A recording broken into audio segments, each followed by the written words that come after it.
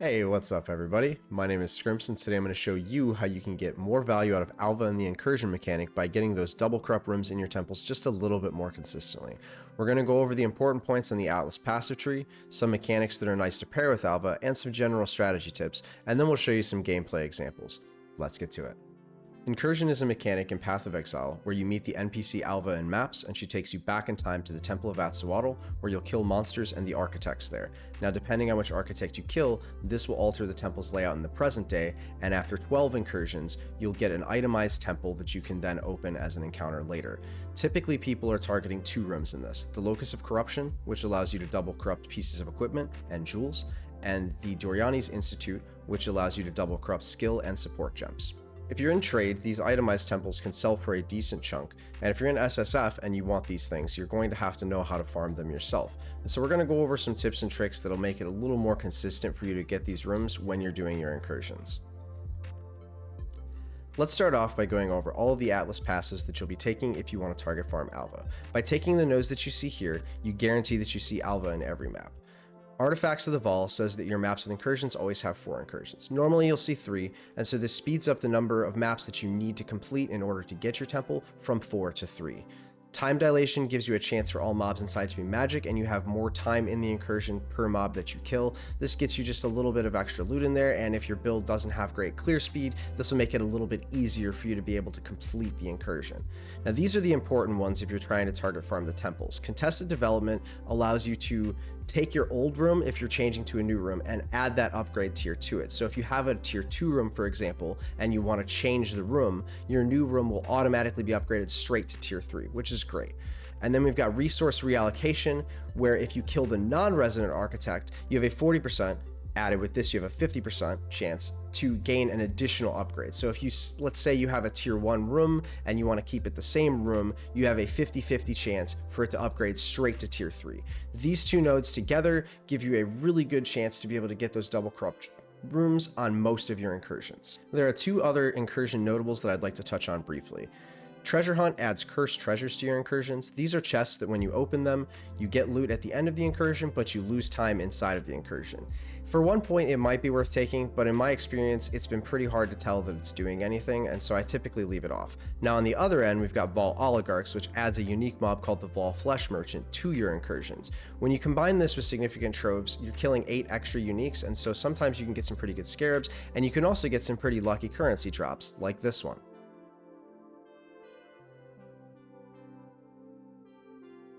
Now, as far as what mechanics to pair with Alva, there are a lot of monsters inside of each incursion, and so this makes it an excellent sort of battery for Delirium. In addition to this, if you're not running Delirium Orbs or an Endless Delirium, the time that you spend in the incursion does not count against you for the time that the Delirium Mirror is active, and so you can kill a lot of monsters in there, really juice up those reward tiers, and not lose your time with Delirium. Another approach is to get into your incursions, kill the architects, unlock the doors, and get out as quickly as possible. And if you're doing this, I find it pairs very well with destructive play Maven strategies. You'll do your incursions, you'll go kill the map bosses, and then you'll get out and move on to the next one as quickly as possible. Alright, so we've talked about the Atlas passives, we've talked about some mechanics we can pair with Incursion. Let's dive into actually running them. Now this is the main reason that I wanted to make this video, as I feel like I'm doing them a little bit differently to everyone else, and I'm getting more consistent results because of it. Essentially, what we're doing is if we see one of the good rooms, either the Corruption Chamber or the Gem Cutter's Workshop, we're always going to kill the top architect when we're going into an incursion. This gives us a chance to upgrade to tier 3, and the more tier 3 rooms we have, the higher our chance that it grabs one of our good rooms when we do a subsequent incursion.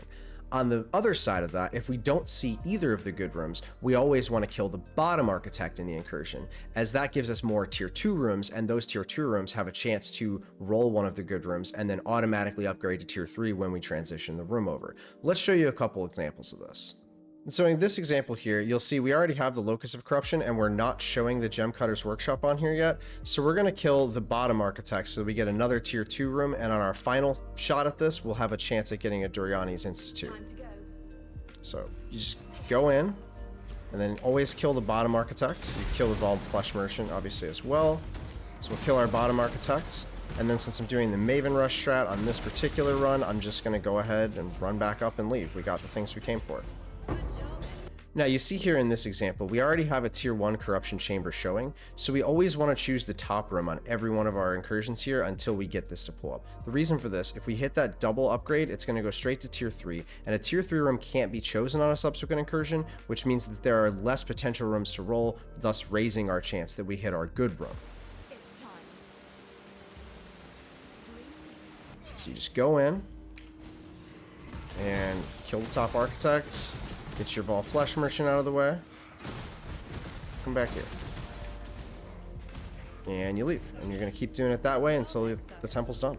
Now, one other thing I'd like to touch on is this scarab right here, Incursion Scarab of Timelines.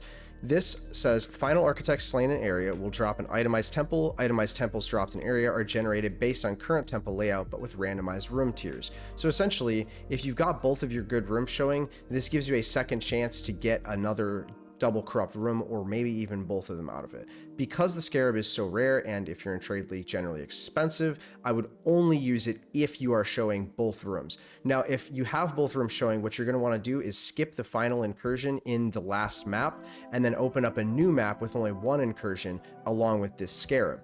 You'll get the itemized temple at the end, as you'll see right here. Now, the final thing I want to touch on before we wrap up is this room right here, Shrine of Empowerment, which then upgrades to Sanctum of Unity, and finally Temple Nexus. This upgrades rooms that are adjacent to the shrine. And so the Shrine of Empowerment upgrades one adjacent and connected room, Sanctum of Unity upgrades 2 adjacent and connected rooms, and the Temple of Nexus upgrades all adjacent rooms regardless of whether they're connected.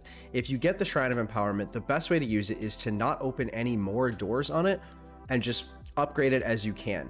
That way, if it does get connected to a good room, you can connect it from the good room or from the shrine upgrading, and connecting to as few rooms as possible means it has the highest chance to upgrade our desired room. And that just about does it for me. Shameless self-promotion time. If you found this video helpful, please click like and subscribe. If you have any questions, you can leave them in the comments, or you can pop on over to my stream at twitch.tv/scrimps, where I'm live most days. I go live between 2 and 4 Eastern typically, and I go for at least 4 hours, but most days it's going to be more. Thanks so much for your time. Take care of yourselves. Peace.